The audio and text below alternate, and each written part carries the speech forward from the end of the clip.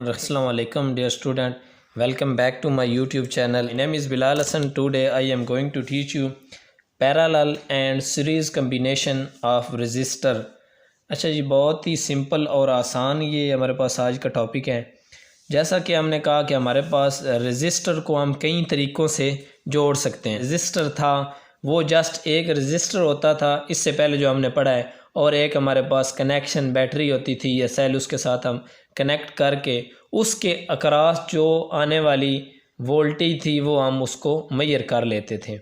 Suppose हमारे पास ये 10 volt की बैटरी है, तो उसके अक्रॉस जो वोल्टेज आ रही थी उसके अक्रॉस वो भी 10 वोल्ट ही होता था। ये बात तो सिंपल थी, यहाँ तक तो हमने स्टडी की कि इन दोनों सिरों के दरमियान जो पोटेंशियल डिफरेंस होगा वो भी कितना होगा, जितनी उसको बैटरी प्रोवाइड कर रही है वो उसके इक्वल होगा। तो इनको कई तरीक़ों से कनेक्ट किया जा सकता है। एक ये तरीका है, इस तरीके से इनको कनेक्ट किया जा सकता है, और दूसरा ये भी तरीका है, इस तरीक़े से भी इसको कनेक्ट कर सकते हैं और ऐसे भी कर सकते हैं। मीन कि इन रजिस्टर को कई तरीक़ों से कनेक्ट कर सकते हैं।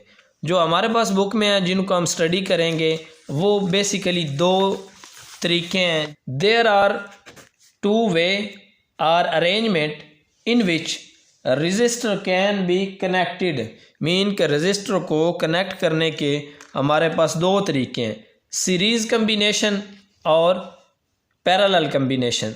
तो सबसे पहले हम देखते हैं जी सीरीज़ कम्बिनेशन। इन रजिस्टर को कई तरीक़ों से जोड़ा जा सकता है। ये वाला जो तरीका है जिसमें इन रजिस्टर को एंड टू एंड जोड़ा गया, इस तरीके को हम कहते हैं सीरीज़ कम्बिनेशन। सीरीज़ कम्बिनेशन में क्या, हमारे पास तीन मुख्तलिफ रजिस्टर हैं, इसको हम R1 का नाम दे लेते हैं, और इसको हम R2 का नाम देते हैं, और इसको हम R3 का नाम।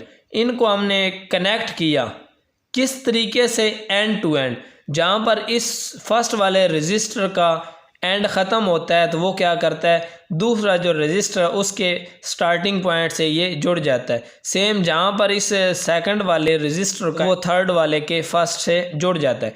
इस तरह जो इनकी जोड़ने का तरीका है सीरीज़ कम्बिनेशन। कनेक्शन क्या है, resistor are connected end to end. इसमें क्या है, फर्स्ट वाला रजिस्टर जहाँ पे ख़त्म होता है, सेकंड वाला वहाँ से स्टार्ट होता है, जहाँ से सेकंड वाला एंड होता है थर्ड वाला वहाँ से स्टार्ट होता है। मीन के एंड टू एंड ये क्या किए जाते हैं, कनेक्ट किए जाते हैं।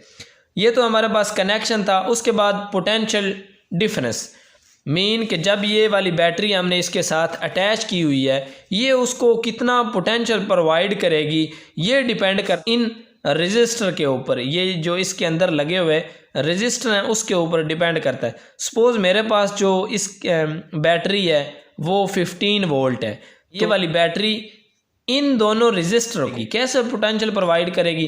पहले तो हमारे पास जस्ट एक सिंपल सा रजिस्टर था, एक रजिस्टर था, हमने उसको क्या किया, कनेक्ट किया, तो जितना हम उसको वोल्टेज प्रोवाइड करते थे उतना ही उसके अक्रॉस मौजूद होता था। लेकिन अब ये हमारे पास एक से ज़्यादा रजिस्टर हैं।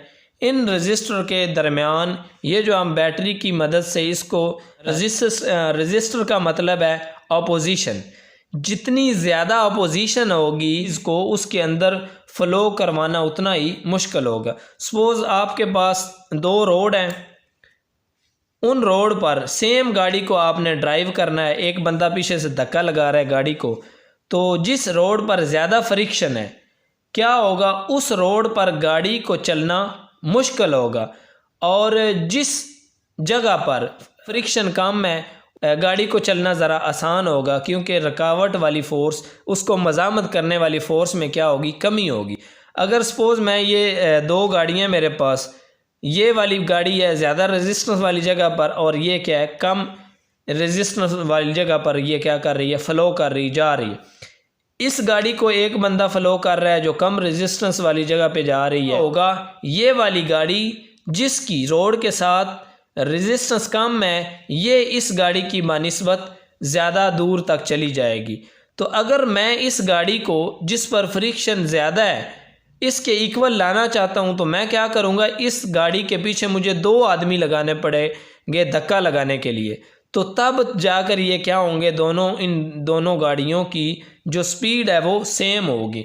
इसका मतलब ये हुआ कि रोड पर जितनी ज़्यादा फ्रिक्शन होगी हमें उन चीज़ को या उस गाड़ी को ड्राइव करने के लिए उतनी ज़्यादा फोर्स की ज़रूरत होगी, उसको उतना ज़्यादा धक्का लगाना पड़ेगा वहाँ से इस कम फ्रिक्शन वाली रोड के बराबर करने के लिए, इक्वल करने के लिए। ओम का सपोज ये हमारे पास एक 10 ओम का रजिस्टर है और ये क्या है 20 ओम का।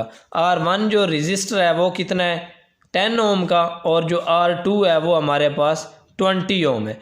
तो क्या करना पड़ेगा, जब ये वाली बैटरी इसको प्रोवाइड करती है इलेक्ट्रॉन मीन कि करंट इसको प्रोवाइड करती है, तो क्या होगा ये वाला रजिस्टर क्या करेगा, इन इलेक्ट्रॉन को कम अपोज करेगा। इसका मतलब ये है कि ये जो बैटरी इसको धक्का लगा रही है इन इलेक्ट्रॉन को, यहाँ पर उसको फोर्स कम लगाना पड़ेगी। और ये जो नेक्स्ट वाला हमारे पास रजिस्टर है इसके अक्रॉस जो पोटेंशियल डिफरेंस है वो क्या होगा, यहाँ पर ज़रा उसको जाना मुश्किल होगा उन इलेक्ट्रॉन को। क्यों, हमारे पास यहाँ पर अपोजिशन फोर्स क्या है वो ज़्यादा, जो बैटरी है ये इन इलेक्ट्रॉन को यहाँ पर ज़्यादा फोर्स से पुश करेगी। इसका मतलब ये है मेरे पास 10 वोल्ट की बैटरी है तो ये वाला जो 10 माइक्रो ओम का रजिस्टर है इस पर ये वाली बैटरी अपना वोल्टेज यूज़ करेगी। वो मेरे पास है जी 5 वोल्ट, क्योंकि यहाँ पर उसको कम धक्का लगाना पड़ेगा, पुश करना पड़ेगा, क्योंकि इस रजिस्टर की अपोजिशन फोर्स कम है। अगर जब मैं इस रजिस्टर के अक्रॉस देखता हूँ तो यहाँ पर क्या होगा, रजिस्टेंस ज़्यादा है, बैटरी को इन इलेक्ट्रॉन को यहाँ से गुजारने के लिए ज़्यादा फोर्स की ज़रूरत होगी। तो इसका मतलब ये है कि ये वाला जो हमारे पास 20 ओम का रजिस्टर है इस पर बैटरी को ज़्यादा फोर्स लगानी पड़ेगी। मीन कि इसके अक्रॉस R2 के अक्रॉस जो हमारा पोटेंशियल डिफरेंस है वो 10 वोल्ट का होगा। इसका मतलब ये है कि ये वाले जो सीरीज़ कम्बिनेशन है उसमें हमारे पास जो वोल्टेज है वो क्या होती है, जितने रजिस्टर हैं उन सब की वोल्टेज को हम क्या करते हैं, ऐड करते हैं। वो किसके इक्वल होता है, वो इस मेन वोल्टेज के इक्वल होता है। तो उसके बाद हमारे पास potential divide across the register, potential क्या होता है इन रजिस्टर के अक्रॉस डिवाइड हो जाता है। ये वैसे तो टोटल था हमारे पास 15 वोल्ट, तो क्या हो गया 5 वोल्ट इस R1 के अक्रॉस हो गया, 10 वोल्ट इस रजिस्टर R2 के अक्रॉस डिवाइड हो गया। इसका मतलब ये है कि potential divide across the register get high voltage, mean कि जितना ज़्यादा रजिस्टर बड़ा होगा उसको उतनी ज़्यादा हमें क्या करना पड़ेगी, वोल्टेज देना पड़ेगी। ये रजिस्टर 20 ओम का था तो हमें 10 वोल्ट देना पड़े इसमें के अंदर से इलेक्ट्रॉन को मूव करवाने के लिए। और ये हमारे पास रजिस्टर जो था वो 10 ओम का था तो इसके अक्रॉस जो वोल्टेज देना पड़ा वो 5 वोल्ट बैटरी को देना पड़ा। इसका मतलब ये है कि जितनी ज़्यादा रेजिस्टेंस होगी उतना ज़्यादा हमें वोल्टेज देना पड़ेगा। उसके बाद आ जाता है जी करंट। इन दोनों रजिस्टर के अंदर सेम रहेगा। क्यों सेम रहेगा? वोल्टेज यहाँ पर से अपोजिशन कम थी तो वोल्टेज कम दे दी हमने उन इलेक्ट्रॉन को बैटरी के ज़रिए। तो ये जो R2 है इसके अंदर अपोजिशन ज़्यादा थी, इसको बैटरी की मदद से हमने 10 वोल्ट बैटरी ने इसको वोल्टेज दिए ताकि इलेक्ट्रॉन का फ़्लो हर जगह पर, यहाँ पर बैटरी इन इलेक्ट्रॉन को इस रजिस्टर के अक्रॉस कम फोर्स से पुश कर रही है और ये जो R2 है इसके अक्रॉस ज़्यादा पोटेंशियल डिफरेंस है, यहाँ पर बैटरी उसको क्या करती है, ज़्यादा फोर्स से पुश कर रही है। इसका मतलब ये हुआ कि रजिस्टर चाहे रेजिस्टेंस इनकी चाहे जो भी हो, बैटरी इनके अंदर जो फ़्लो ऑफ चार्ज है या फ़्लो ऑफ इलेक्ट्रॉन है या करंट की मिकदार को क्या रखती है, सेम रखती है। इसका मतलब ये हुआ कि ये जो हमारे पास सीरीज़ कम्बिनेशन है उसके अंदर बहने वाला current same current pass through the all the register, तमाम रजिस्टर के अंदर जो करंट है वो पास करेगा। और वो जो हमारे पास रजिस्टर है, जितने भी रजिस्टर हैं उनकी रेजिस्टेंस किसके होगी, उन सब के सम के इक्वल होगी। ये जो इनके अंदर करंट कैसे सेम रहता है, सपोज ये मेरे पास जो पहला रजिस्टर है R1 वो 5 ओम का है और R2 है हमारे पास 10 ओम का। टोटल जो बैटरी के ज़रिए हम उसको वोल्टेज प्रोवाइड कर रहे हैं वो 15 वोल्ट है। ओम लॉ के मदद से हम क्या करेंगे, करंट फाइंड करेंगे।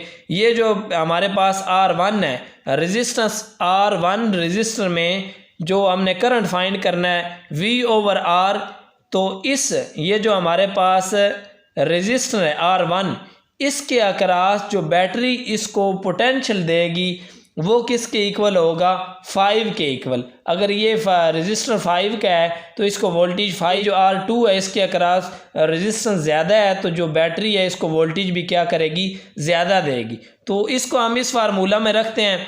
ये थी हमारे पास R2 10 ओम का था, तो हमें वोल्टेज कितना देना पड़ा, 10 ओम। 10/10 किसके इक्वल आ गया, 1, यानी कि इस R2 के अक्रॉस जो करंट है वो हमारा 1 एम्पेयर के इक्वल आया। सेम हम देखते हैं जी R1 के अक्रॉस भी सेम यही काम होगा। जो हमारे पास वोल्टेज है और जो रेजिस्टर है उन दोनों को डिवाइड किया, वो भी हमारे पास 1 एम्पेयर आ गया। इसका मतलब ये है कि इस पूरे इन रेजिस्टर के अक्रॉस जो मौजूद करंट है वैल्यू है वो क्या रहेगी, ऑलवेज सेम रहेगी। उसके बाद हमारे पास जो एक MCQs है, इक्विवेलेंट रेजिस्टेंस मीन के तमाम जितनी भी इसके अंदर रेजिस्टर हैं वो किसके इक्वल है, उनको सम किया जाए तो वो इक्विवेलेंट रेजिस्टेंस के इक्वल होगी। Total resistance is greater than the greatest resistor. Series combination में ये जितने रेजिस्टर हैं इनको अगर सम किया जाए, 5 2 + 3 + 5, तो ये हमारे पास बनता है 10। तो ये जो हमारे पास सीरीज कम्बिनेशन है, the total resistance is greater than the greatest resistance. इसकी जो टोटल रेजिस्टेंस है वो कितनी बनी है हमारे पास, 10। तो ये जो हमारे पास सीरीज में लगे हुए 3 रेजिस्टर हैं, R1 R2 और R3, इनमें जो सबसे ग्रेटर रेजिस्टर है वो कौन सा है, 5। जो इसकी टोटल रेजिस्टेंस बनी है वो बनी है 10 ओम। तो इसका मतलब ये है कि इनका जो सम है मीन के इक्विवेलेंट रेजिस्टर वो क्या है, वो इस ग्रेटर रेजिस्टेंस से भी क्या है, ग्रेटेस्ट है। तो the total resistance is greater than the greatest resistance. तो हमारे पास MCQs है।